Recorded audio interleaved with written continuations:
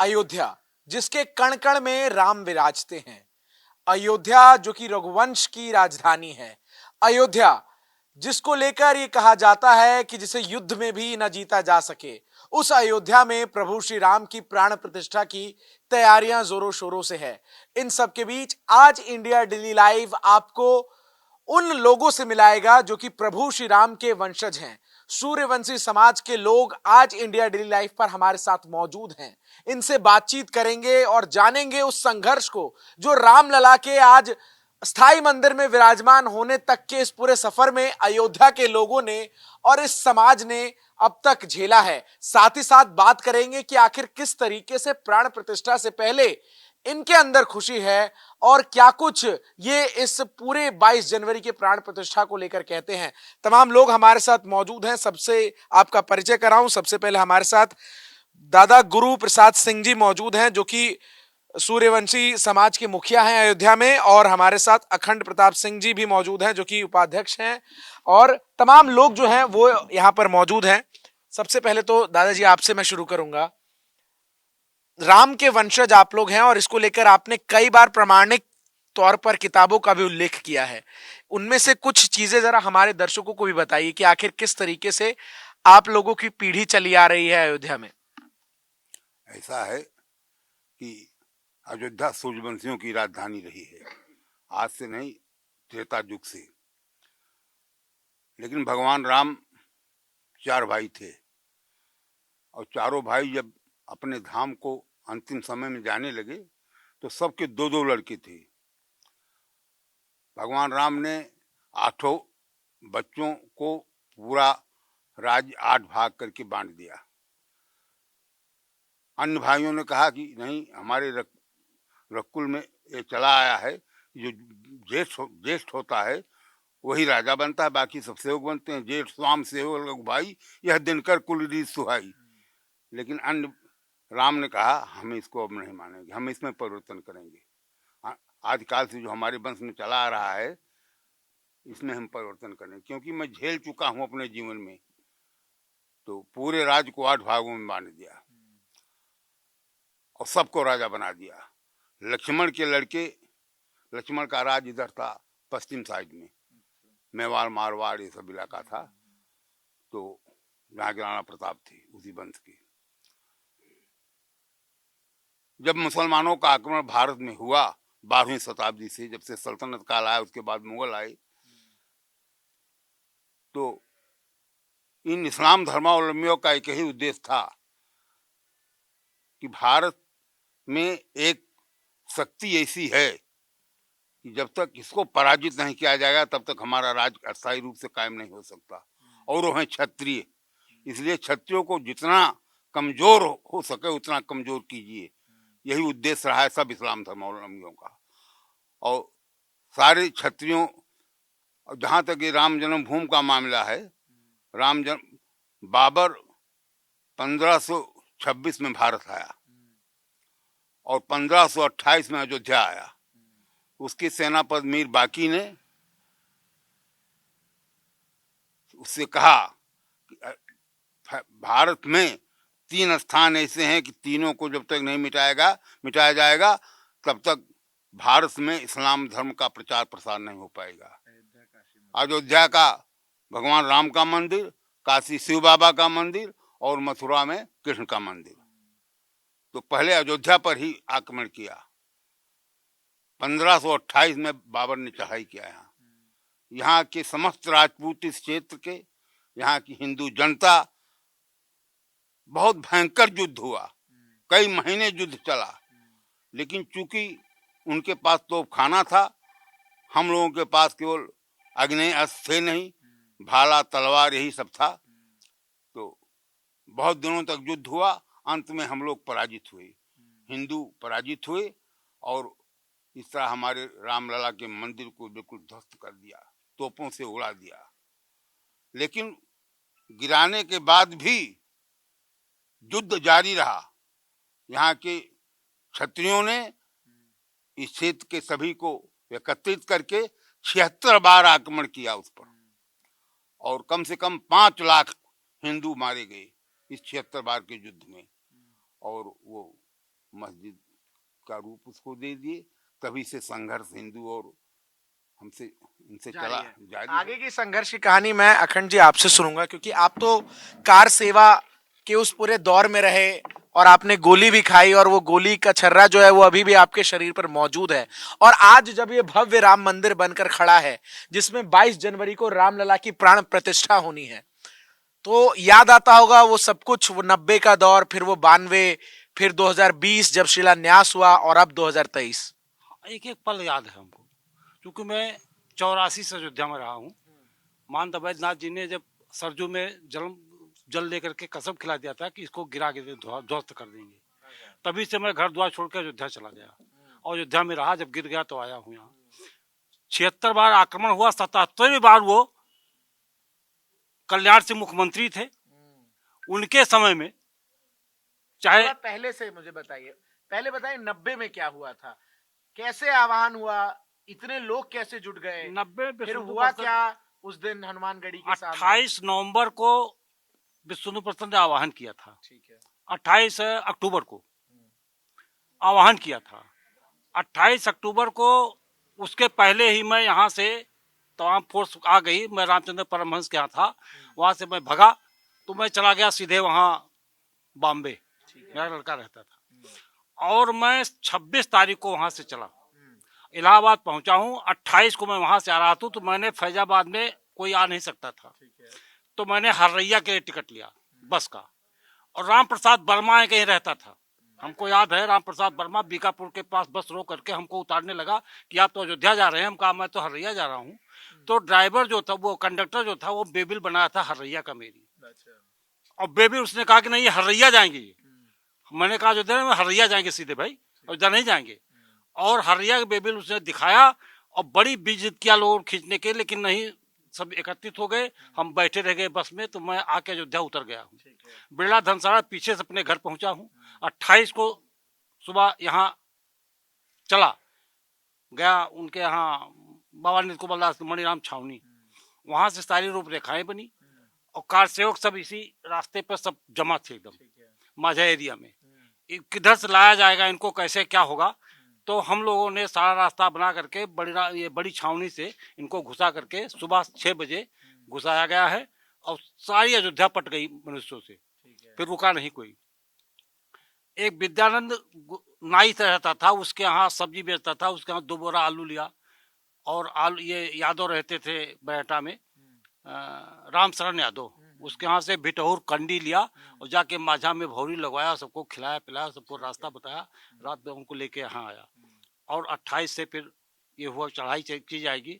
28 को नहीं हुई, नहीं रोका गया सबको। 29 को जब सिंगल जी आ गए बाई रोड, सिंगल जी और दीक्षित जी थे, डीजीपी रिटायर्ड दीक्षित जी थे, ये दोनों आदमी बाई रोड आए हैं, उनको कोई नहीं रोका। बाई रोड आ गए मणिराम छावनी। जब वो आ गए तब हम लोगों ने चढ़ाई किया वहां दर्शन करने के लिए और चला हूँ यहाँ से। कुछ लोग कहते हैं कि बिहिप वाले और ये लोग तपसी छावनी से वापस हो गए, लेकिन कोई वापस नहीं हुआ है, कोई नहीं वापस हुआ है। डंडा ये सब चलता था, ढेला डंडा सब चलता रहता था। अशोक सिंगल जी के यहाँ चोट लग गई, उनको हमने वेदांती जी के यहाँ घुसाया मंदिर में। फिर आप लोग आगे बढ़े, उसके बाद आगे बढ़े तो लाठी डंडा चलने लगा, वहां से लौट आए। कुछ लोग चढ़ गए, जो भगे तो कुछ लोग मारे गए, कुछ हुए।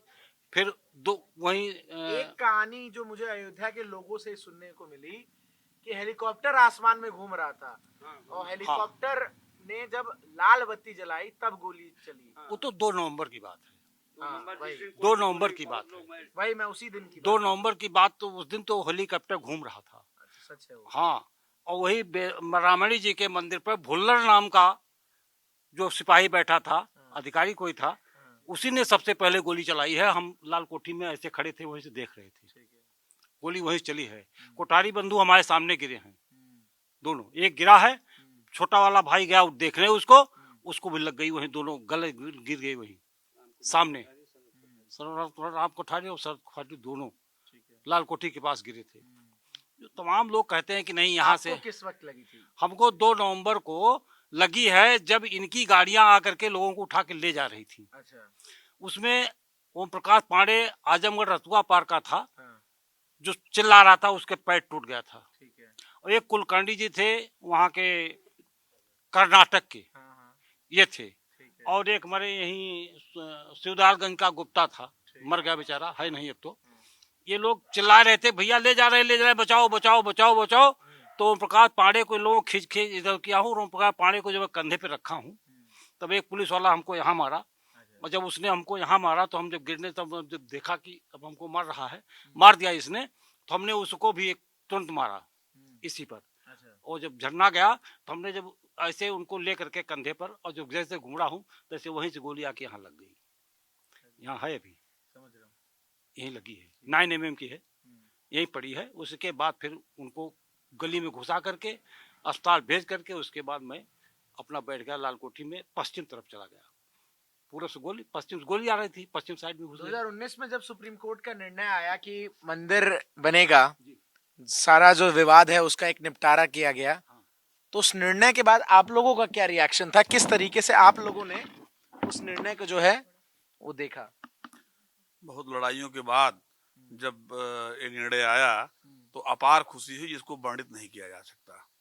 बहुत अपार खुशी, जिसका वर्ण शब्दों में नहीं हो सकता। हम सब लोग गए थे यहाँ 30 अक्टूबर को, जो बाबा बता रहे हैं 2 नवंबर को घटना, 2 नवंबर को तो गोली चली थी।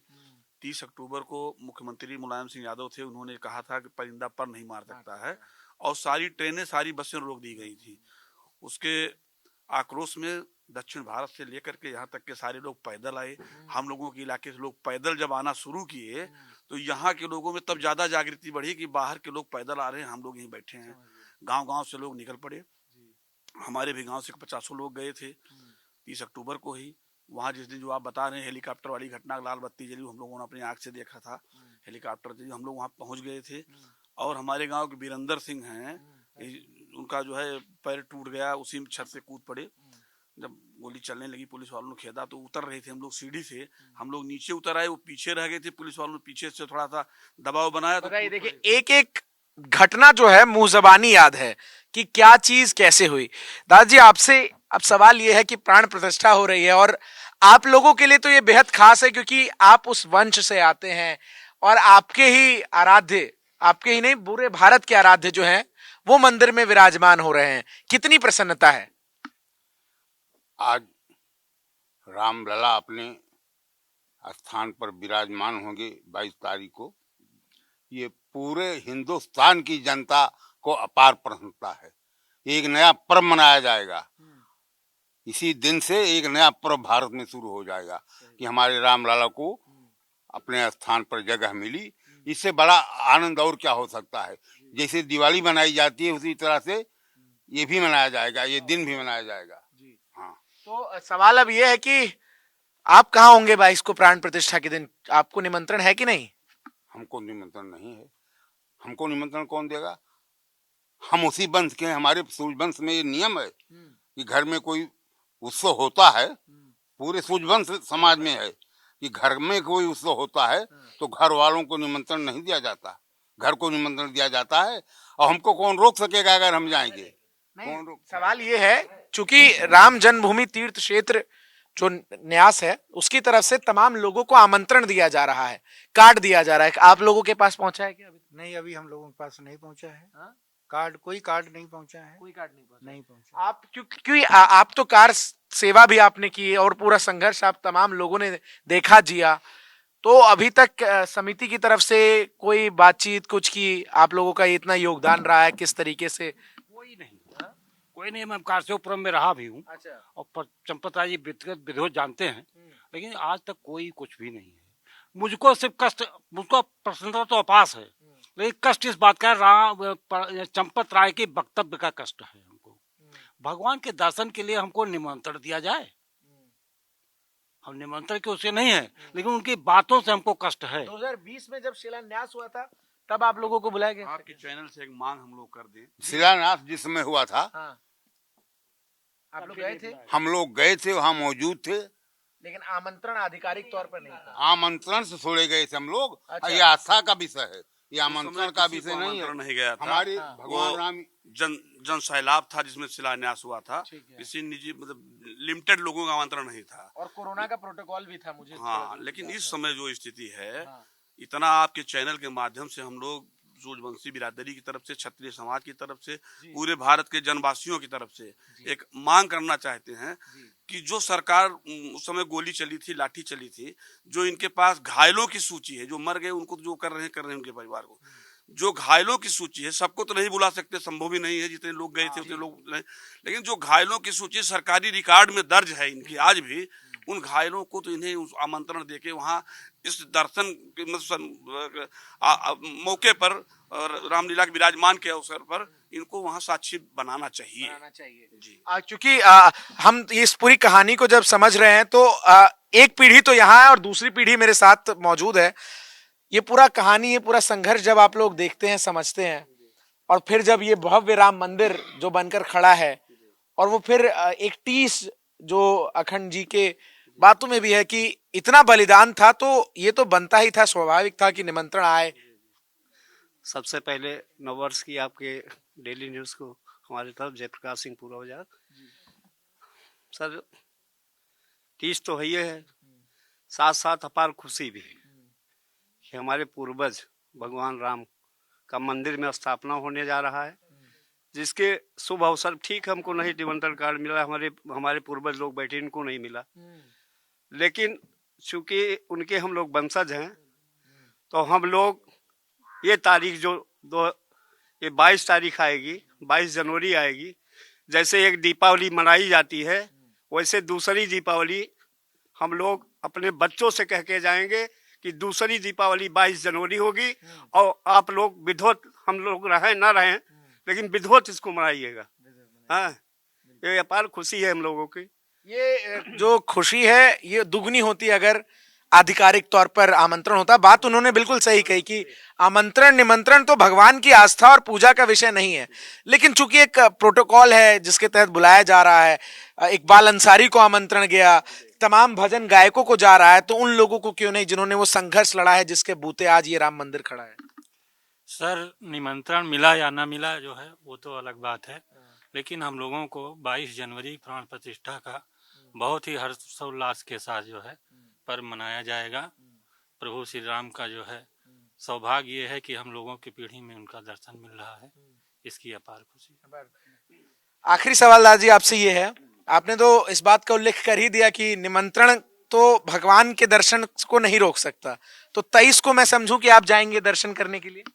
ऐसा है कि अगर भारत सरकार की एक व्यवस्था होती है, हर सरकार की, तो भारत इस अवसर पर सरकार की भी एक व्यवस्था है कि वहाँ ऐसी भीड़ न हो कि बाद में उसके कोई घटना घटे तो सरकार की बदनामी हो। हम इसका स्वागत करते हैं इस व्यवस्था को, और सरकार के हर कानून को, हर व्यवस्था को हम लोग मानते हैं, आदर करते हैं, संवैधानिक रखने चलते हैं। हमारे यहीं दर्शन नगर में हमारे कुल देवता हैं सूर्य, जिनके हम वंशज हैं, मंदिर है बहुत बढ़िया सूर्य दर्शन नगर। हम वहीं सूर्य कुंड पर दर्शन नगर में भगवान सूर्य के मंदिर पर कुछ साथियों के साथ उनका पूजन करेंगे, अपने आराध्य का पूजन करेंगे, और वहीं हर्षोल्लास और दीपावली वहीं मनाएंगे। बहुत बहुत शुक्रिया आप सभी का हमारे साथ बात करने के लिए। तो ये रघुवंश समाज के लोग हैं जिनके मन में ये प्रसन्नता तो है कि प्रभु श्री राम बरसों की प्रतीक्षा के बाद अपने भवन में प्रतिष्ठित हो रहे हैं, लेकिन एक टीस भी है कि वो जो बलिदान, वो जो संघर्ष इस राम मंदिर के निर्माण के लिए इनके तमाम लोगों ने दिया, उसका अगर सम्मान होता, जो तमाम निमंत्रण दिए जा रहे हैं उन्हीं निमंत्रणों की सूची में एक नाम इनका भी होता, तो ये जो मजा है, ये जो उत्साह है, ये जो आनंद है, वो दुगना होता। वीडियो जर्नलिस्ट सनी महेश्वरी के साथ मैं चंदन भारद्वाज, इंडिया डेली लाइव के लिए अयोध्या से।